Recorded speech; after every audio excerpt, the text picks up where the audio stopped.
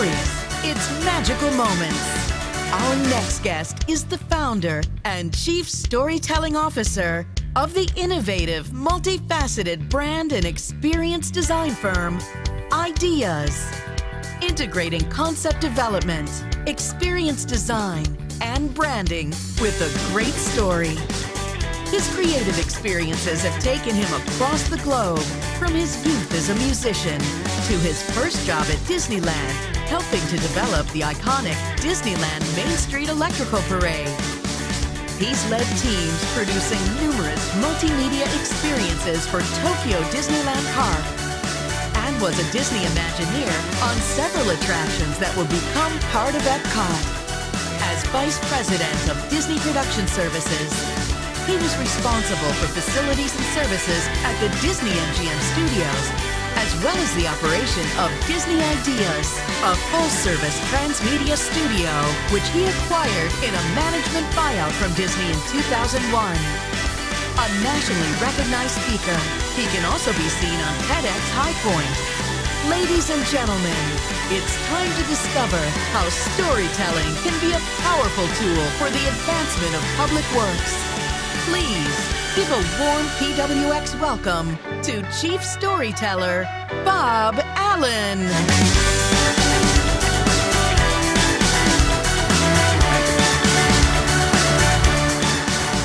Well, thank you. Good morning. Day 3, I see a lot of gaps out there. It's okay, you know, here in Orlando, we understand that our convention center is on a street with 2,600 bars, so it's all right, we get that. So we're going to talk about stories. I was really intrigued to see this piece about the storytelling booth. I'm going to try to make up a public works story so I can go tell it. So let me start here because this is important. We have always shared stories. It's what we do. If you think about it in terms of evolution, how else did a relatively soft creature with no claws, no teeth, no thick scales, can't run very fast, can't be on our own until we're 5, 6 years old, how'd we take over a whole planet? Well, 2 things. These, opposable thumbs, not saying that's bad, it's good engineering, but the big thing is we developed the ability to take input from our environment and also synthesize things, put them together, and share those pictures in our brains with other people. That's how we took over the planet. Now, the place that these stories mostly get enacted, particularly in the case of an organization like yours, is in this place we call the marketplace. And the marketplace has become a euphemism, of course, for commerce and all the things that go on in our daily business. But the truth is, the real marketplace was a real market. And the way that used to work is, you know, you'd get up in the morning on market week and you'd load your bags of dehydrated dates on your camel and you'd kiss the wife and kids goodbye and you'd get on the camel and you'd ride for days across the desert at peril to your life and you'd go to the market. And when you got to the market, you'd spread your blanket out, you'd sit down, you'd sell your dates. That took about 4 hours. You stayed 3 days. The reason was because at night, around the fire, people told stories.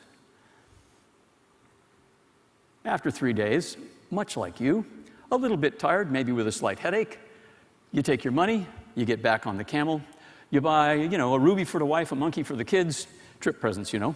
You ride back across the desert, you go home, hey, I'm home, Dad's home. Look, kids, here's your monkey. Hi, honey, I got this for you. But what the kids really wanted was, Dad, you know, did you hear any stories? No. Well, just one. Let me tell you about Alibaba. You know, that's what happens in the marketplace. That is still what happens in this thing called the marketplace.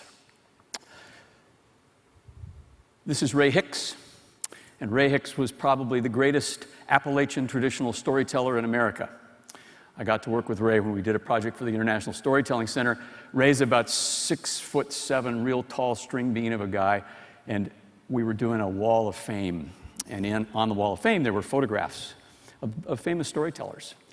And so we had to track Ray down. He was very sick. He was in the process of dying at the time. He actually did live back in Appalachia in a really little cabin. And we went up to see Ray. I said, Ray, we're going to put your picture on the wall.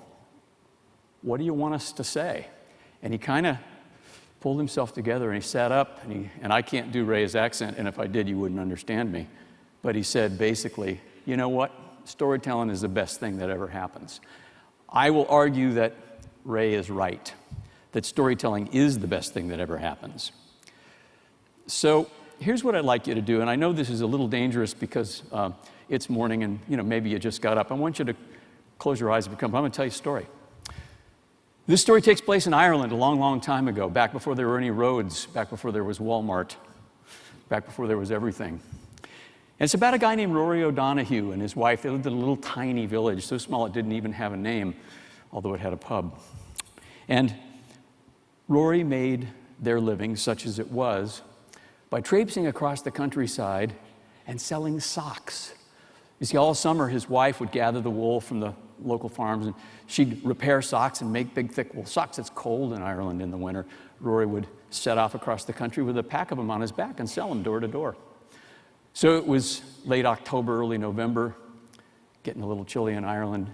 It was time for Rory to go on his annual trip. So he slung his bag over his shoulder, he kissed his wife goodbye, and he set off vaguely in the direction of a village called Macroom, although he wasn't exactly sure where that was.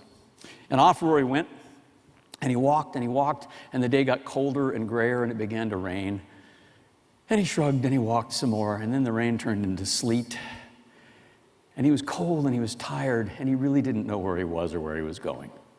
But he looked off in the distance, and he saw a little tiny light, and he said, well, where there's light, there's life. So off he went toward the light. He walked another couple of hours, and he finally found himself on the front stoop of a little tiny house out in the middle of nowhere. He pulled his hand back to knock on the door, and the door opened. And there was a kind of a short, stout, jolly-looking little fellow in there and said, come in, Rory. Come out of the cold. Rory did. He stepped in, stepped over the threshold. He walked in the house, dripping water on the floor. And the old gent said, Rory, you must be cold. You must be tired. Come in, set your pack down. How about a meal, Rory? He said, oh, well, I'd be much obliged. And he walked toward the table, and just then the man clapped his hands twice. Cupboards flew open. Plates, knives, forks, spoons, tablecloths all flew across the kitchen, set themselves up on the table. A huge pot of steaming soup moved through the air, set itself down. Food of every kind marched across that room, set itself on the table. Rory walked over a chair, pulled itself out. He sat down. It pushed itself in.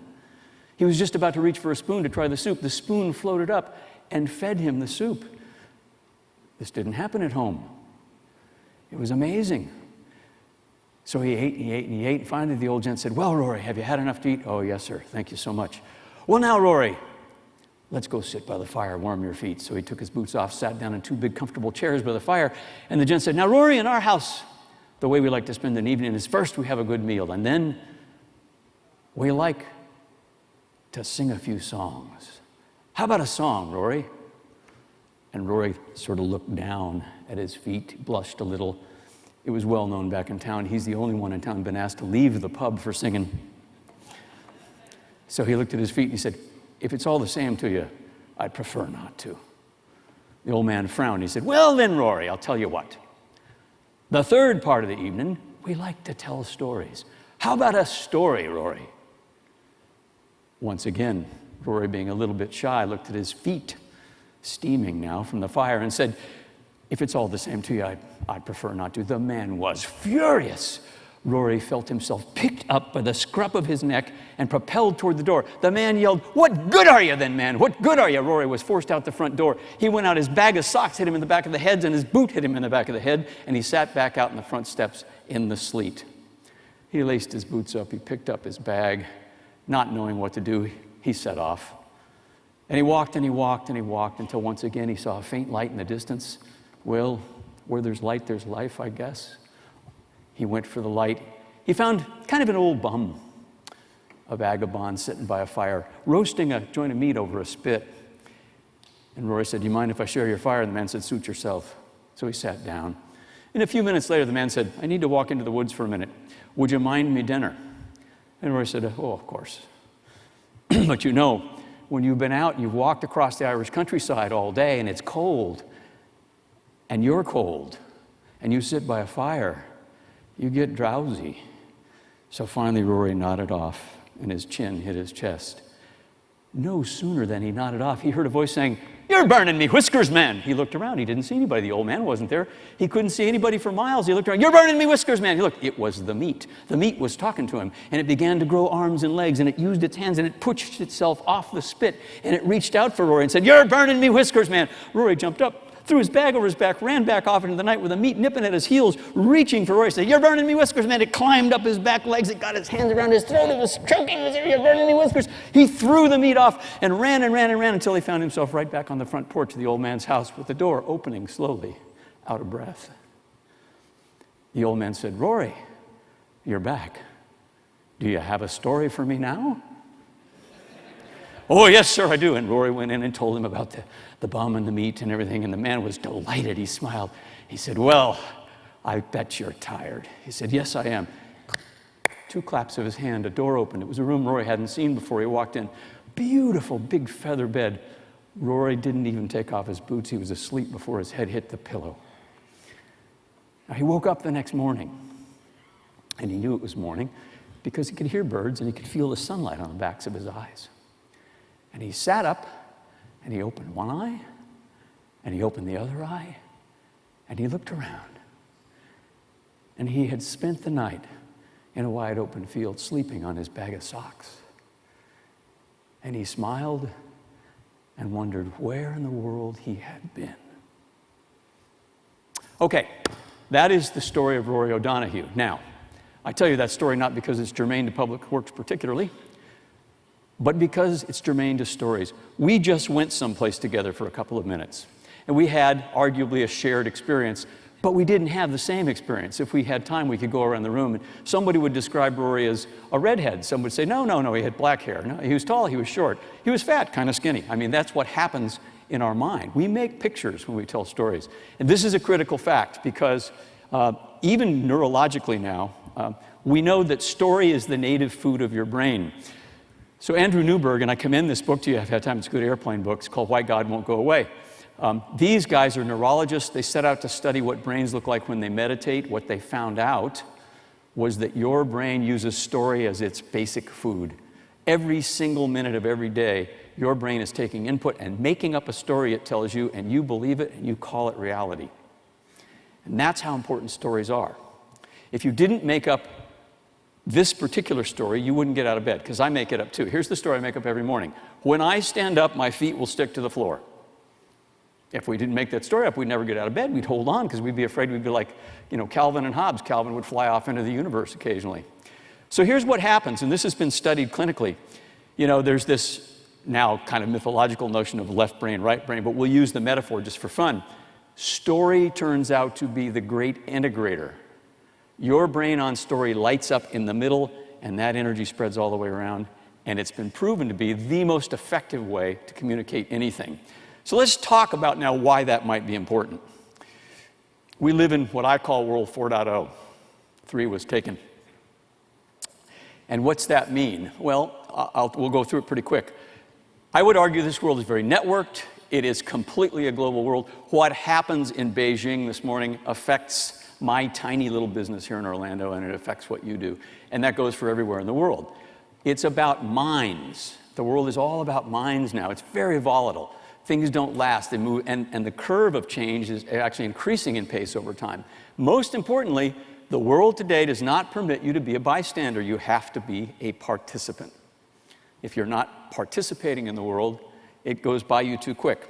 Just for a few fun facts, 3 billion social media users today, probably more than that because this stat's about 24 hours old, on hundreds and hundreds of sites on the internet and on phones. Interesting statistic, 10 hours a day is the worldwide average of what people now spend using media of all forms. 10 hours a day. If you're my daughter, it's 16 hours a day, but that's just how that works. It's generational. Of that, a little more than half is digital media. What that means is it's not a newspaper, it's not a magazine, it's not a book, and it's not broadcast television or radio. So it's delivered over the internet somehow digitally. Of that digital media, almost half of that is social media. Let that sink in, I can't see hands really well, but just quick show of hands. How many of you honestly are on Facebook and Twitter? Just raise your hand, I just want to see. Oh, thank you. Oh, good. Yes, you're connected. For those of you who did not raise your hand, that's a little bit like when I was a kid. It would have been like if my grandfather says, don't you pick up that telephone, you get on the mule and ride down there if you want to talk to him. You need to be on social media, friends. It's where the world lives. I don't care what your generation is.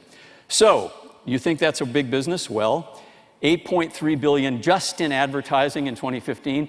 And this is advertising no one can prove works. We can't prove you sell anything. I asked an ad agency friend of mine, I said, then why do you do it? He says, it's too dangerous not to be there.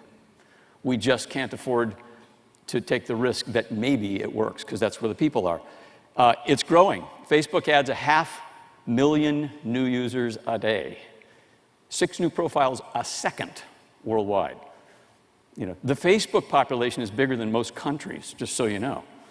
500 million daily tweets, 500 million tweets a day, 6,000 tweets a second. 6,000 tweets a second. That's a lot of tweets. 300 hours of YouTube video are loaded every minute. Every 60 seconds, 300 hours of new content are loaded.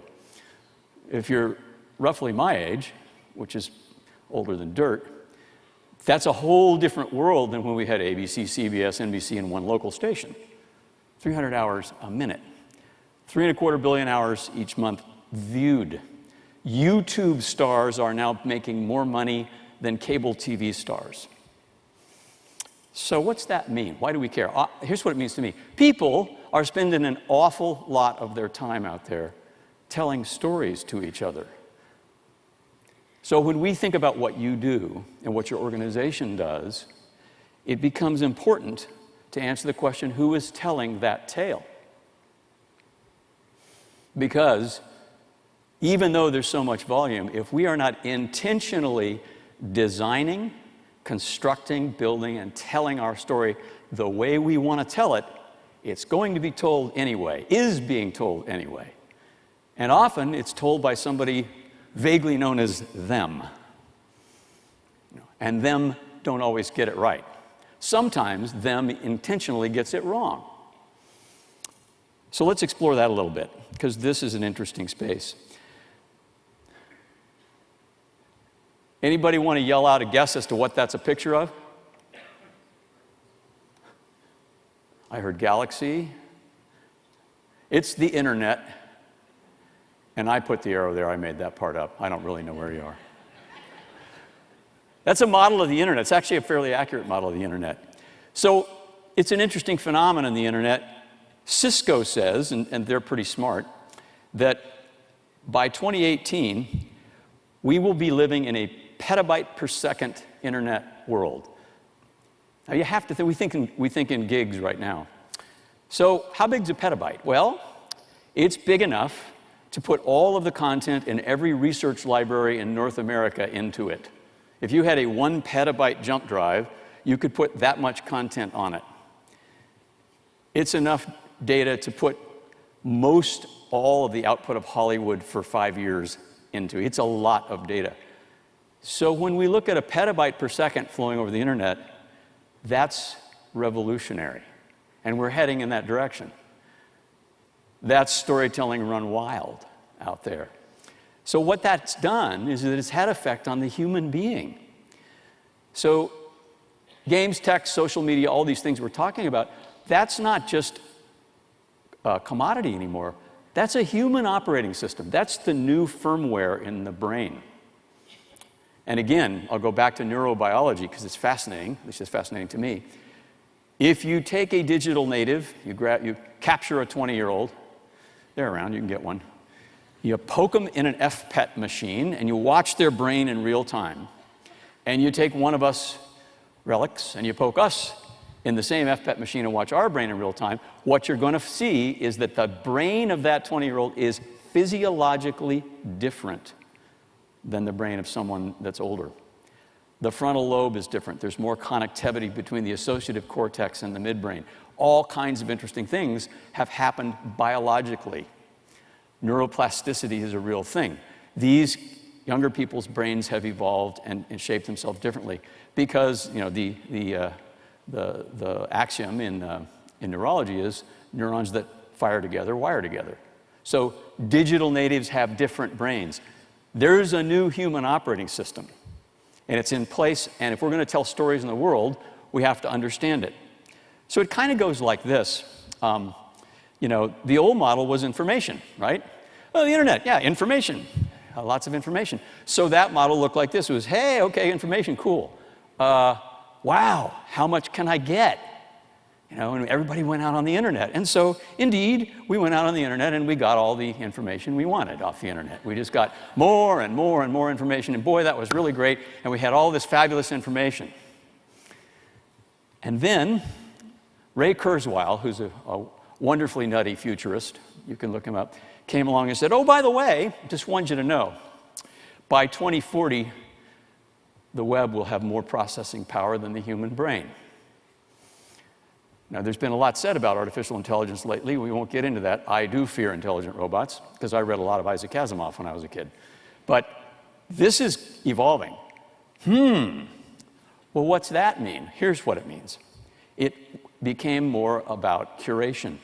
We don't really care how much we can get, because we can get all that there is. What we all care about now is, what does it mean to me? Me, the center of that universal diagram right there. So when you think about what you do for a living, and you think about the critical role that what you do plays in the lives of so many people, it says this: we really have to be focused on that person, and we have to serve up relevancy. We have to make our story meaningful and important and critical for those people out there who may be watching it. So there's some rules. This is my poster baby for World 4.0. And as you can see, he's already bored.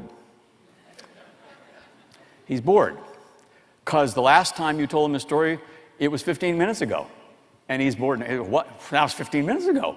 What do you got now? So that's what's happening everywhere, and he's not alone. We call it the audience of me. The universe extends outward in all directions from every single person in it. And that's not ego. It's simply the way we're wired. That's how we take care of ourselves. Kind of always did, but the internet sort of exacerbated it. So, the audience of me. And you're always telling stories to me's. Always.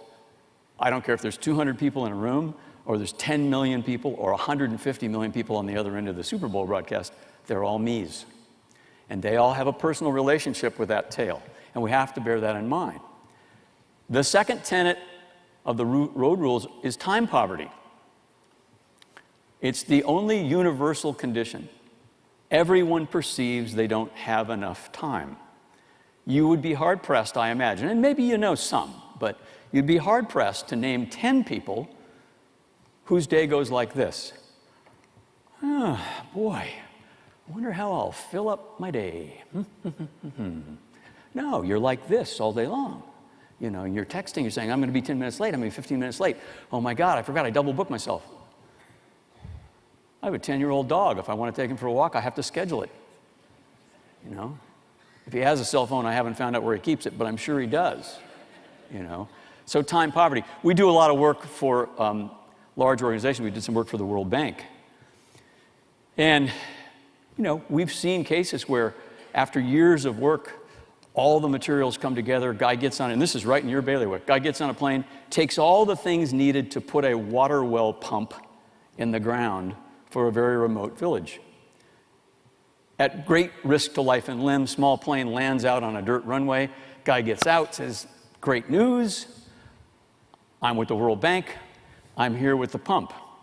The village elders come out and says, yeah, we can't talk to you till Saturday. Everybody's busy. Time poverty. Nobody thinks they have any time. Now, as you know, you have all the time there is. Still takes 24 hours for the world to go around. But we have this mental model that we're constantly under pressure, and it's only getting worse, right? So, audience of me, what's it mean? I don't have any time. When you add those two things together, whatever you have gets old real quick. Just like my young champion here. So we work a lot in the resort business, and I swear to you, and this is not defaming anyone's favorite brand, I promise, but If I stick you in a Westin hotel one night and blindfold you, and I twirl you around and stick you in a Sheraton hotel the next night, you won't know where you are. Because it's the same bedding and the same shampoo and the same soap and the same smells and the same stuff. That's all right. They're both nice properties. But it's not a unique experience. So the commoditization response today in the world happens very quickly. Things don't last long. When we used to design attractions for the park, the economics of it were a 30-year amortization schedule. Now it's 8, because people lose attention quickly. So what happens when the commoditization response sets in historically with people who are marketers or educators or entertainers, because those are the 3 things you can do with a story, is we talk louder and we talk faster. And all we do is we make our audience mad, and we make them tired, and they go away. I don't know about you, but I watch television like this. I have my thumb over a button on my remote. Why? Because if that show takes a plot twist I'm not interested in, or they start showing me ads that are not about things I care about, or I'm just plumb bored, I can hit that button, and I promise you there's an episode of NCIS on somewhere. I promise you. So I can go find out what Gibbs is doing, and that'll make me happy, and I know that. So the whole world is wired that way now. So here's some things we think you need to remember as storytellers in this world. First of all, powerful stories. That's not necessarily the same thing as creative, and we're going to talk about that. They are constructions. They are designed and built on principles of engineering, just like any other great structure. Second, broadband consciousness. There's 2 forms of broadband. One of them runs into the side of these things, and that's the non-important one.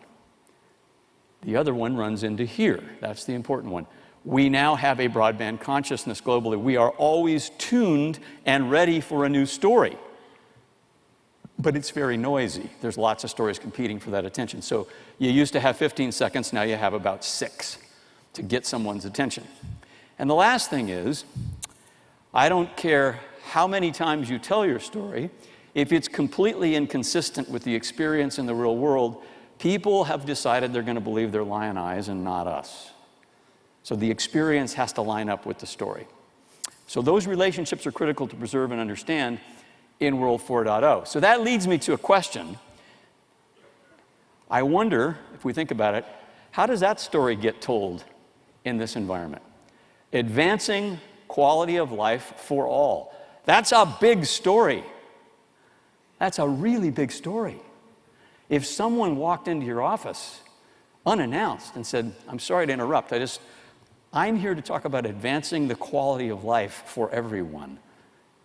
If you didn't think they were a nut, you'd offer them a cup of coffee and a chair. That's a great story to tell.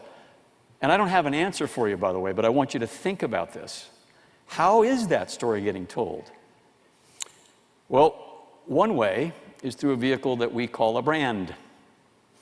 Now, if you put 4 or 5 communications experts in a room and lock the door, yeah, it's like the lawyer joke, it would probably be a good thing. But if you do that, and the assignment is, hey, come out with a definition of a brand, all you get is a fist fight and a lot of arguing. I like this one. For those of you old enough to remember the Grateful Dead, Jerry Garcia said, don't be the best at what you do, be the only one who does what you do. And they founded a monster brand on that. I think there's only one member of that band still alive, and yet they still tour. Fascinating. Fascinating, you know. So Jerry was right. So here's what I'd like to tell you. It's 2017. If you're not an experience, if your brand cannot be experienced, it's rice. It's toilet paper. It's name your favorite commodity. I was going to say sand, but in your business, sand's pretty important, so I won't go there. So let's talk about what a brand really is, because it really is a vector for stories. Here's Wikipedia, the all-knowing giant of information. And that's not a bad definition. You know, that's probably a reasonable definition of what a brand is. But I think it works better if you look at it this way. Identifies you as distinctive, the most valuable asset of our organization, and something leaders need to be focused on for long-term value and stewardship. You got to take care of them, you got to feed them. So your brand is the best thing you can think about to carry your story out into the world. Our definition is this. It's the narrative bridge. That's just fancy language for story. It's the story that connects your reason for being with your audience's reason for caring. If your brand is not doing that, I don't care how pretty your logo is. It isn't working hard for you. And it's not vectoring your story. These brands up here are, I would argue, iconic. If you stop a guy in the hallway and say, hey, name a consumer electronics company, at least half the time, probably 3/4 of the time, somebody's going to say Apple. You know, Disney, my alma mater, literally invented a thing called the theme park. Should have trademarked it. Oh well. And Coca-Cola is always in the top 10 brands in the world. FedEx is up there for a different reason, although I think FedEx is a great brand and a powerful and iconic brand. FedEx bought Kinko's. They said, hey, that's a good fit. You know, we move stuff around. They help you make the stuff. Gee, that's good. So they said, FedEx, Kinko's. Here's what happened. Kinko's brand, which didn't have a lot of equity, sucked all the life out of the FedEx brand. So they very quickly said, oh, no, we're going to let Kinko's be Kinko's, and we're going to let FedEx be FedEx, go back to our nice blue and red logo. So brands are important. They make this connection. We argue that, in fact, brands are part of a living system. So the top of it really is the notion of marketing. That's like the leaves on a tree. Brand is like the trunk of the tree. And roots are really the story, the thing that feeds that entire narrative construct. Now, the way brands work have changed. This is the old branding ethic. And there's the ghost of Don Draper, you know, because this is how we did brands in the 40s, 50s, 60s, even the early 70s. The idea was, it's Cheese Whiz. It comes in one size, it's one color, and we're just going to yell at you about how good it is until you buy some. And we're not going to tell you anything else. Just buy Cheese Whiz. It's really good. Your kids will like you. People will promote you. Your house will get better. Buy Cheese Whiz, buy Cheese Whiz, buy Cheese Whiz. We did this by hiding things. We did not tell you our story. We made stuff up, and we hid as much as we could from you and whacked you over the head until you behaved. Fortunately, in my view, that brand ethic is gone and gone. What we see today is brand is inured value by transparency. How can I make friends with you? How can I tell you enough and give you enough information that you feel empowered, that you trust me, and that you can make a great decision about your world? Patagonia is a great example of this. If you go to Patagonia's website, not only will they tell you all the cool stuff they're doing, there's a part of their website that will tell you all the mistakes they made. Hey, you know what? We sourced this cotton from a country we didn't do our homework, and it turned out they were using child labor, and we're not doing that anymore, and we apologize. That's brand transparency, and that's what's playing in the world. Particularly interesting to me with an organization like yours that has, frankly, nothing but good news to share. You know, you are why water comes out of the tap in the morning. That's great news, right? So this transparency imperative has gotten real important. Forbes magazine ran this. I thought this was a great quote. You know, they're going to find out anyway. You might as well get good looking. You know, and we call it the notion of blurred boundaries and what we call a foamy marketplace, right? Where you stop, again, particularly in your case, where you stop and where your constituencies begin, where's that line, right? You want water coming out of your tap too, so where's that line? It's very blurry. And these markets are churning and foaming up and popping bubbles all the time. The other thing we like to talk about is brand heroism in the age of publicity. It is the age of publicity. You cannot hide. You cannot hide anymore. It's impossible. My brother, who works for Disney, ran some of their hotels for a long time, and I used to terrorize him because I would say, hey, you know, if I go on TripAdvisor and say you have bed bugs, you got them. You know, doesn't matter if they're there or not, you got them. And then you have to get rid of the invisible imaginary bed bugs, and you'll have to talk about that. So brands, it turns out, are real important, and they change behavior. I like Starbucks, but I have noticed, like you probably, that the cost of a cup of coffee at Starbucks is just a little bit less than a pound of coffee at the grocery store. Now, I actually went to college and stuff. Why would I pay that much? I can do that math. I'll tell you why. Starbucks doesn't sell coffee. They rent chairs, and they cost about $5 an hour. And it's just delightful. I go to a place I call My Starbucks, because there's another one across the street I wouldn't be caught dead in. I don't know why. It's just not the one I go to. I go to My Starbucks, right? And I sit down and I go there often in the afternoon. Why do I go there? Well, because I don't even like their coffee that much. But I get a cup of coffee, I pay my rent, I sit in the chair, and you know, I'm at a tender age where, you know, really pretty, kind of good-looking, office-working ladies come by, and at my age, you can kind of enjoy that, and they'll go, oh, look, Grandpa thinks I'm cute. So that's good, I can get away with that, you know. The other thing I like is there's these guys, and they're all men, and they're vaguely, exotically foreign. They have unplaceable accents. They smoke really skinny cigarettes that kind of smell like cloves, maybe. And they talk on phones and make million-dollar deals. I want one of those jobs.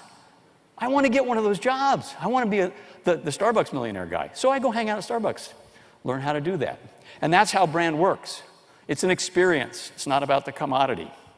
So brands turn out to do some really important things if they're working hard. They make sure you have a consistent, actionable story out in the marketplace, and it doesn't matter who's telling it. You can bulletproof that. Second, they create a roadmap for you. It's not just nice stories. It's a strategy system, right? And they really embody the value. They are the bucket that carries the value you create around. You know, in most other countries in the world, you can put brand value on your balance sheet as an asset. You can't do it here. We have GAAP accounting. But you can put it on your balance. It's that valuable. So in terms of brand stories, these are the plot points that seem to work well today. Craftsmanship, that's good for you guys. Integrity, that's great for you guys. Originality, I'd argue you have some stories about that. Equity, in this case, we don't mean brand equity. What we mean is, as the audience, how much of that can I own? Back to my Starbucks. How much of that can I own? Authenticity is always on the list. And altruism, this got added to the list this year. It's not my list. It comes from a brand think tank every year. I can't imagine a brand with more altruistic potential than yours, both collectively and individually. You do what you do for the benefit of the public. That's about as altruistic as you can get. So there's some things about these brands in the 21st century that are kind of evolutionarily different from Don Draper's era. So we're moving from a what-centered environment of storytelling to a why-centered, and back to that audience of me. Why do I care? Our brand has to say why I care first. We're moving from features and benefits to solutions. Features and benefits are the pieces parts. I don't want to know too much about how that thing works. I really don't. I want it to solve problems for me, and as long as it does that, I'm really happy. And if someone wants to sell me a new one, they have to tell me how it makes my life better. What solution is it bringing me? I don't need to know how much RAM is in it. I don't even know what that means. This is really important. We live in the age of what's been called likeonomics. Likeonomics. It means I buy stuff from people I like. I trust them. I have a relationship with them. I want them to have a relationship with me. They know me. I'm sure you travel a lot like I do, and there are lodging chains that do this. They've got a nice computer file, and I totally know it's a computer file. Doesn't matter. When they say, "Oh, Mr. Allen, welcome back," I love that. It makes me feel really good. It makes me feel really happy, especially if I've had a tough day on the airlines. Likeonomics, people will buy things from other people. So it's not about statistics. It's nice to know demographics and psychographics and trends and all that stuff. But you better think about mind, body, spirit at the other end of your story, because there's got to be someone out there who can like you. And finally, it's very expensive to import customers or import supporters or import stakeholders or believers. It's really expensive. Much more effective to export your brand. Get ambassadors to go out into the market and tell that brand story. So let's get into the meat of stories. These are the 6 elements of stories, at least they are if you ask us. And what's important about this is that without these 6 things, you don't have a story. You got something that's a little bit lacking. So stories like the Rory story, it had a character in it. You could identify with him. He was a person like you are. It had a plot. There was a sequence of events that were modestly connected. The plot engages you, makes you want to turn the page. It had a setting. If I had said, "Oh, somewhere in time," you'd have been looking the whole time for trying to make pictures in your mind of where this took place, right? Conflict is critical. You have to have conflict or you don't have a good story. You have a boring story. I have a friend who took 14 years to make a great feature film about a golfer named Bobby Jones. And the reason it took 14 years is Bobby Jones was perfect. He was handsome, he was young, he played perfect golf, he was a great father, a great husband. No story. Boring, boring, boring. Fortunately for the movie, not so much for Mr. Jones. He also contracted a very fatal disease at a young age. Now we got a movie. So conflict and resolution, critical. Emotion, more important than ever to make people feel, and voice. Stories always are told in a voice. Your story is told in a voice. Interesting to ask yourself, whose voice is it? So what I'm going to suggest to you is that you can use story as a design system. Design system of storytelling starts with an audience. It starts with an audience. Who are we talking to? You have to know that before you can do anything else. But if you do know that, basically, stories are problem-solving systems. So people come with a problem. They definitely come to you with problems, right? And our typical way of solving problems is we design, produce, deliver, and measure. And if you solve the problem and you hit your objective, then you get rewarded. And if you don't, well, you have to go back and start again. And what you find if you do research is if you look at this model and you do it this way, you're going to be right about 65% of the time. The rest of the time, you got to jack the footers out and start over, which is expensive and difficult. Here's what we've learned. If I know my audience, because I started with them, and I said, wait, what story am I living in with my audience? What behavior do I want from my audience? What do I want them to do? I want them to come to my theme park more often. I want them to learn to drive a bus. I want them to be safe aboard a Navy ship. It doesn't matter what I want them to do. If I identify that behavior, I can back up and say, okay, what experience, if I gave it to them, would get them to act the way I want? And then I can go back and say, great, what story do I use to design that experience? This methodology will ensure two things. Number one, you're going to be right about 90% of the time. Nobody's perfect. But more importantly, you build the dotted line in that relationship, and now you have a relationship with an audience. Now you have lyconomics going on. Now you have some reason for the audience of me to care. So that's your story out in the market. So we call that delivery of that the experience reactor. We borrow the metaphor from physics. So if you think about a reactor core, you know, you got a whole bunch of stuff kind of tightly packed together and it generates energy. So in the experience reactor, which is what you do with stories, you start with culture. That's your audience. I can know all about that. I can't do anything about it, but I can know about it. You move to expectation, and you can influence that a little bit. We call that marketing or communication. And you can say, hey, here's what you ought to expect. About 35 to 40% of your experience, if you go to Walt Disney World, you brought with you. It's in your brain. All we have to do is make sure that the other parts we supply line up with that, and then you'll have a Disney experience. Delivery, you have 100% control over all the time. And that you can fine-tune. So if you take these things and you begin to fire story particles into that nice overlapped reactor core, what happens is they all start to get together in those people's brains, and pretty soon critical mass is formed, and bang, you get this immersion experience. That's when people basically say subconsciously, I give up, I'm on board, I'm good. In the case of a Disney park, that means, this is great, I'm having a wonderful time. In the case of the right movie, you go with your spouse to the right movie. It's like, oh, this is great. This is great. Don't open the door. Don't open the guy with the chainsaw's in there. Don't open that door. Now, part of your brain knows you're in a movie theater, but that's the part of your brain saying, shut up. Don't open that door. Ever been to the wrong movie? I wonder if they paint the ceiling in theaters. Yeah, no immersion there. Didn't get the reactor built right. So let's talk about, and we'll kind of wind up here, and then we'll see if you guys have anything you want to chat about. Some things to remember if you want to be a storyteller, and you have to be a storyteller. You've been here, you don't have any out anymore. You're now officially storytellers. Some things to remember. We live in the age of what we call trans-narrative. We call it the Cope Doctrine, create once and play everywhere. Whatever you want to have people hear as your story has to be consistent. It's got to be that on your website, it's got to be that in your TV ads, it's got to be that on your business card, it's got to be that when you speak at the Rotary, it's got to be that at the barbecue in your neighborhood when you talk about what you do, it's got to be what a worker on the front line says to a person in your city when there's an emergency. It's got to be consistent. It doesn't have to be the same, but you have to have that core story, and it has to be somewhat transportable. By the way, it's got to be very clearly the same on social media. Not just your tweets, but everyone who tweets about you. So you have to understand that trans-narrative plays now. It's important. Second, the good story gets the mind share, so I hate to tell you this, but your story's got to be modestly interesting. And that's craftsmanship. You know, you have, as we heard this morning, you have phenomenal stories. Phenomenal stories. You need to harness those. You need to bring that passion and that interest and that detail and that emotion to bear, and really make sure that those are the stories that you're out there telling people. Lyconomics, don't ever forget the experience is the economy, and you only get one at bat, unfortunately. And finally, this notion of publicity, remember the audience is always everywhere. Somewhere it's always 10 o'clock in the morning and somebody's on Twitter. So these are big picture things you need to think about.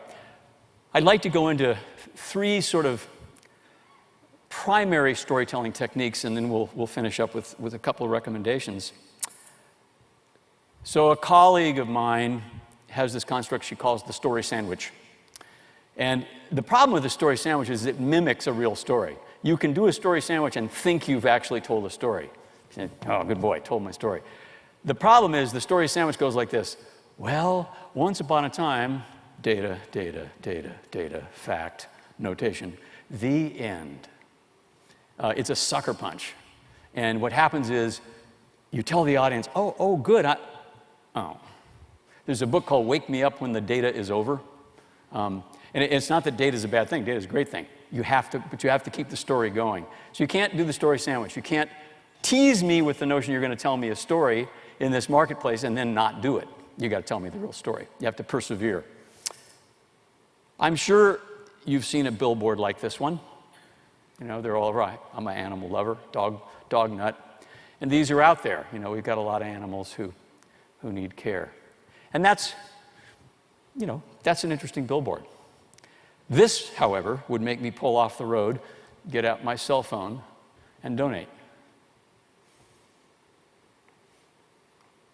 That's called presenting the universal in the particular.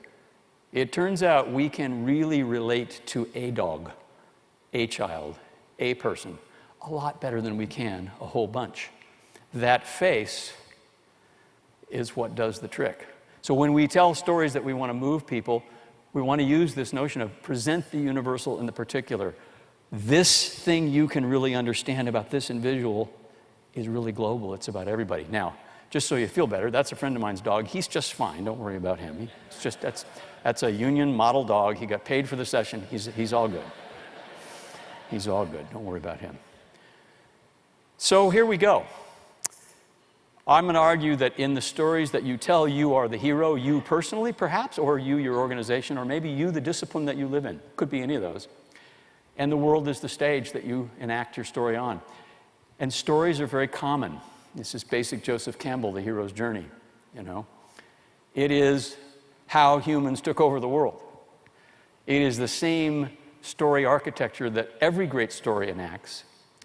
And it's the same story architecture that your story can enact.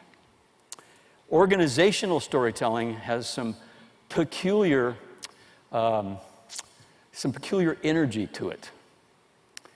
So brands and the organizations that are supported by that brand story can go flat over time. And by the way, most brands do. There is a principle of entropy that applies to organizations and brands just like the rest of the universe. The reason they go flat is not because the people didn't pay attention, they didn't do their job right. It's because they lost touch. They lost touch with that guiding narrative that was the inspiration for why they started all this stuff in the first place. That can happen when a founder goes away, in the case of a company, or a very charismatic leader, or just time, just erosion. But when you lose that story in your organization, you have to beware, because that's where the dragon is. And pretty soon that story gets too spread out, nobody understands it, other people start chipping away at it, and you've really lost your bearings. And I know about now, particularly on day 3, you're sitting there saying, wait, I'm a public works person. I'm not a storyteller. Yeah, you are. Sorry, you are. We all are. You're human. And every time you talk to anyone, you're telling stories. Anytime you enter a dialogue, you're telling stories. Anytime you're out in the world representing what you do and the people you do it for, you are enacting a myth. And by the way, the word myth is not a bad word. It got a bad rap in our language for some reason.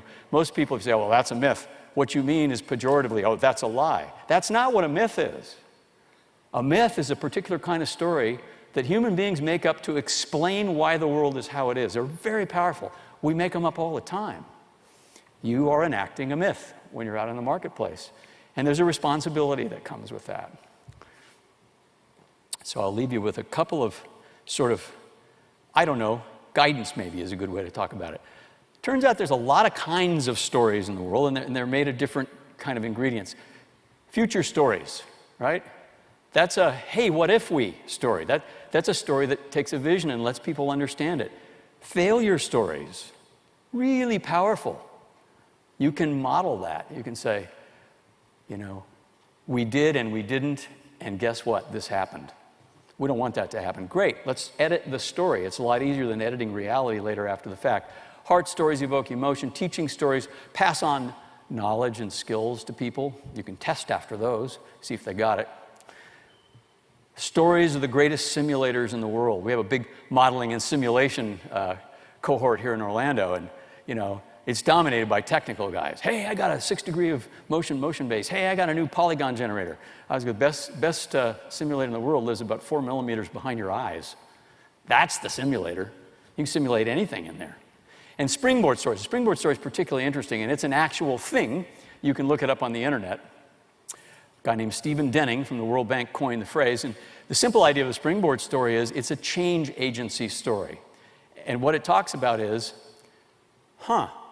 remember that time when we had this problem and we did that? Yeah. Well, that's a lot like this, right? It's a this and that story. It's grounded in reality. It's short. It has a happy ending. And it breaks down resistance to change because it turns out we've already been innovative. We've already achieved results. It may not be the same thing, but if we could do that, why can't we do this? The great springboard story of our culture is the moon landing. How many times have you been in a conversation and somebody said, well, if they can put a man on the moon, that's a springboard story. So each of you is now an official storyteller. If you mail in your box tops at 25 cents, you can get your official storyteller ring that comes, your decoder ring. So here's some coaching for you. There are some things that I think are important for you to do as a teller.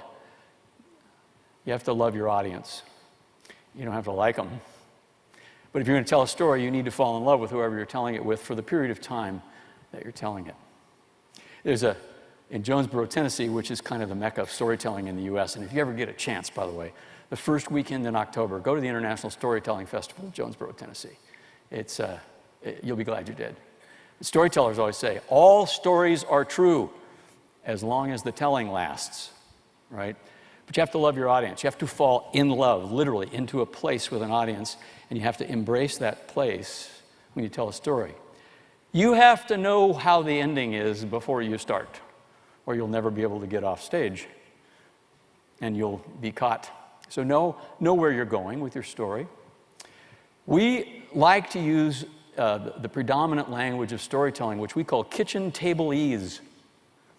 You have to tell stories in the language your audience can understand. You can't talk down to your audience. Never talk down to your audience. Always be in respect with your audience. But you have to tell stories in a language they understand. I gave a talk in Puerto Rico a couple of months ago, similar to this one, and I was the only person in the room who spoke English. I said, I don't speak Spanish. They said, it's okay, we'll get through it. And we kind of did. I put Spanish titles on the board and waved my arms a lot, and it all worked okay. So there was something fundamental there, kitchen table-ese, right? You have to be courageous. You've got to step up when you tell stories. You're making reality. You're making pictures in somebody else's brain. That's an amazing responsibility, so you have to have courage. You have to have belief. Speaking of pictures, you want to paint a picture. You want to make pictures in people's minds. That's why, again, particularly if you have to present a bunch of data, visualize the data. Use pictures, use metaphor, use analogy. Remember to always be conscious of how much of the story does the audience bring with, and how many things have they been through? What do they already think about what you're saying? And finally, you want to make people feel, particularly, I say again, in your world, you need to make people feel. And looking nationally, at the national story right now, I'm not sure the word infrastructure evokes a great deal of passion. It ought to, because if you're driving over a highway bridge and falls down, you're going to have some passion. But that word isn't a good word. We need to figure that out. There's other stories out there that we can tell that are a lot more powerful. So those are just things that I would impart to you that you can do as you're out in the world telling stories. So let me finish up for you, and then we have time for a couple questions, I think, if you have any. This is not a new idea. This is the first line of the Dhammapada. It's the #1 text in ancient Buddhism. It's been around 2,600 years. Mind is the forerunner of all things. As the mind goes, so goes everything else. And that's what you want to do. You want to get into the mind. If you like science, Robert Wheeler, who was probably one of the most preeminent physicists of our time, said we were wrong when we said it was all matter and energy. Einstein left out a piece. Quantum physics proved it's matter, energy, and information. The particle doesn't decide where it's going to go until you measure it. It's phenomenal. Really, matter, energy, and information together are what really define the actual physical world. This is a headline out of a film magazine. I love it. Attention, the scarcest commodity in the 21st century. And that's absolutely proven to be true. Very difficult to get anyone's attention, much less keep it. Stories, they'll do that for you. And finally, this is from a poet, kind of the patron saint of our company, Muriel Rukeyser, great American poet. She says, it turns out the universe isn't made of atoms, it's made of stories. And we certainly think that's true. So I'll leave you with this. I've practiced this, and I've sufficiently proven to myself that it is true. I think you can too. So I would encourage you to be out in the world, and I would encourage you to tell your story. I'd encourage you to not rush. I'd encourage you to not, occasionally don't cut to the chase. Don't just give the bullet points. Tell the hotel. Thanks very much. I appreciate you having me this morning. So I guess we got a couple minutes, I think. Are there any questions or comments? Just have to raise your hand so somebody can get you a mic. There's one in the back there.